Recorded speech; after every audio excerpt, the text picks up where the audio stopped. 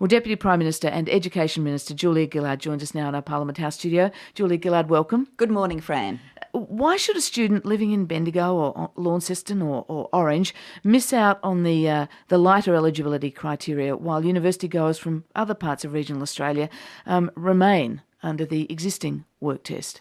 There's better eligibility for everyone in every part of the country. What we've done with Youth Allowance is made the main way of qualifying through parental income. So to take an example that might mean something to people, family of $70,000 of income, couple of kids who need to go away to study, under our new arrangements, they'll get $24,000 of assistance.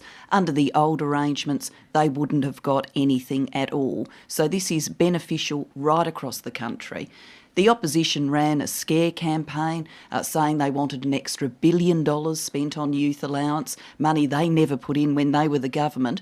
They finally conceded that they would let this legislation through and let us pay 150,000 scholarships, for example, if we said for remote, very remote and outer regional Australia that the old work test could stay there. So they've got the benefit of the new parental income test and the old work test. That will cover around 1,900 students. We've all heard on this program country students and parents of students who say their children couldn't meet the eligibility requirements. They just couldn't find that numbers of hours to be worked to qualify for the independent rate of youth allowance.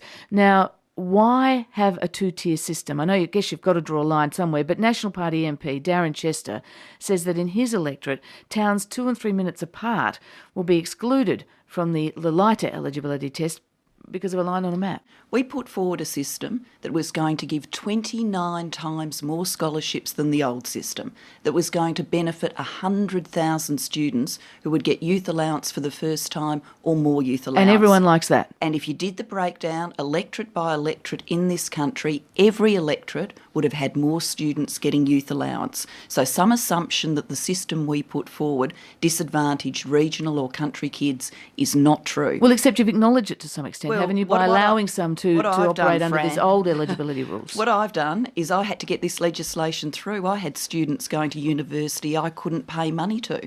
And of course, I've negotiated with the opposition. I've always said to the opposition, if you could come up with one amendment that actually passed the budget prudence test, that is, it didn't cost more than $1 billion and was unfunded and was equitable, then I would agree to it. We worked with the opposition and the opposition agreed to this amendment. This is their proposal. So if Darren Chester, an opposition member, doesn't like it, he should be banging on Christopher Pyne's door. This is the amendment the opposition wanted.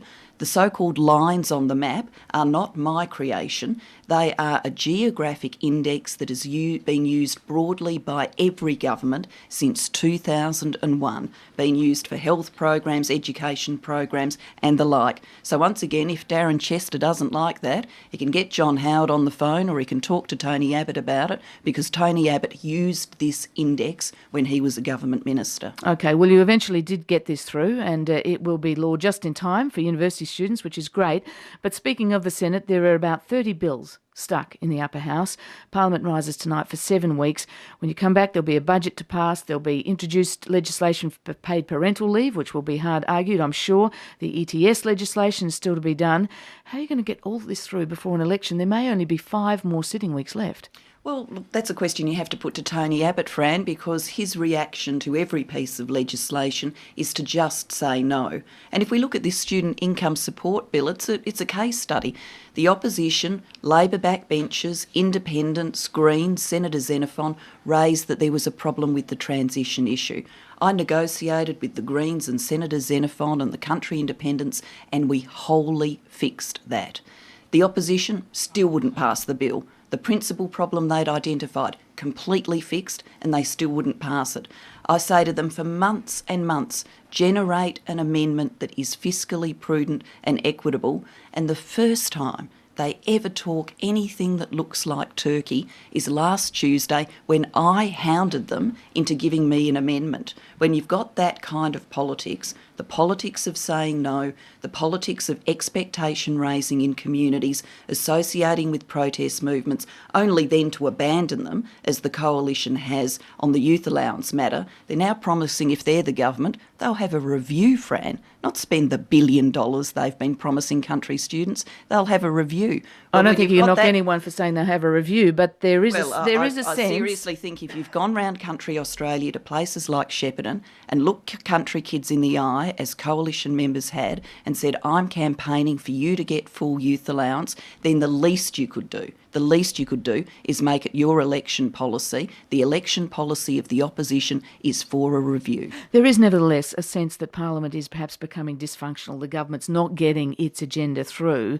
The minor parties and independents in the Senate have said the PM hasn't sort of rolled up his sleeves enough and got in there enough. Do you accept that this first Labor government, the Rudd government, has perhaps its inexperience or not used to working with the Senate, hasn't learnt how to negotiate most effectively with the Senate? Well, Fran, I think... The Senate's never easy. Let's look at the scoreboard.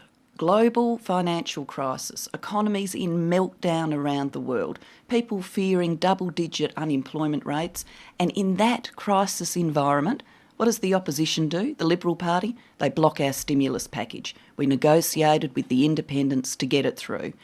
Getting rid of work choices. You couldn't have had a bigger issue in the 2007 election. You couldn't have had a bigger mandate from the Australian people. What does the opposition do? Seek to block our Fair Work Act, and we had to negotiate with the with the independents to get it through. Student income support, we couldn't get cents out of them, even though country kids and kids around the nation weren't getting the money they should have. We couldn't get cents out of them till last Tuesday. I think the factor here that people need to take into account is this is the most belligerent, negative, carping, whinging opposition we've seen in a good while. What does Tony Abbott stand for apart from work choices? Just saying no. One of the things the opposition has been pretty focused on over the last few months is your operations under the $16 billion Building the Education Revolution. The Australian newspaper again today reporting that cost of individual projects under this Education Revolution are more than doubling in cost by the time the work begins. Again, the example of the Hastings Public School. They had an outdoor playground shelter, was meant to cost $400,000, cost nearly $1 million. Are builders exploiting your program, taking the government's program for a ride, and has the government not been vigilant enough here? On the question of the Hastings Public School, that is already being audited by the New South Wales Audit Squad. That audit was commenced before the name of this school was ever in the media. That's the system working. The New South Wales Audit Squad has audited around 102 schools. It had already targeted this one for an audit. On the Berrydale Public School, yes, the photographs in today's newspaper make you think that we're talking about buildings of a similar size, but what they're comparing is a toilet block of 80 square metres with a new library of 162 square metres. They are not of the same size, and if you break down to the per square metre cost, the toilet block, $4,766, the new library, $5,500. That is not a significant difference, Fran. If anybody wants to get the New South Wales Audit Squad onto that school, well, feel free, because that's the system and that's the facts. So you're not worried about cost blowouts, about initial quotes and then cost blowouts? Of course, Fran, I'm worried that this program rolls out well, and that's why we have at every level built in audit mechanisms, including in New South Wales this special audit squad. 24,000 projects. Are there going to be problems with some of them, Fran? If someone sees a problem, then they can raise it with my department and we will investigate it. In New South Wales, they can raise it with the New South Wales Audit Squad, which is already on the job and was well on the job about the Hastings Public School before the New South Wales Teachers Federation raised the name of this school in the public debate. Okay, Julia Gillard, there's been increased chatter, I'm sure you've heard some of it, about Prime Minister Julia Gillard. Do you want to be Prime Minister? Oh, Fran, gee, give me a break. I've answered this question a million times, and I'm going to give you... I don't know the answer. Do you have a button in your answer? I'll give you exactly the answer I always give, which happens to be the truth, Fran. I'm Deputy Prime Minister of this country. It's what I chose. And if the Australian people give me the opportunity to serve as Deputy Prime Minister again, and I leave politics having been Deputy Prime Minister, Education Minister, Minister for Employment and Workplace Relations, Fran, that's enough for me. Nevertheless, is this a little awkward for you, all this talk of Prime Minister Julia Gillard? Oh, I think it's ridiculously funny and a grand distraction. Julia Gillard, thank you very much for joining us on Breakfast. Thanks, Fran.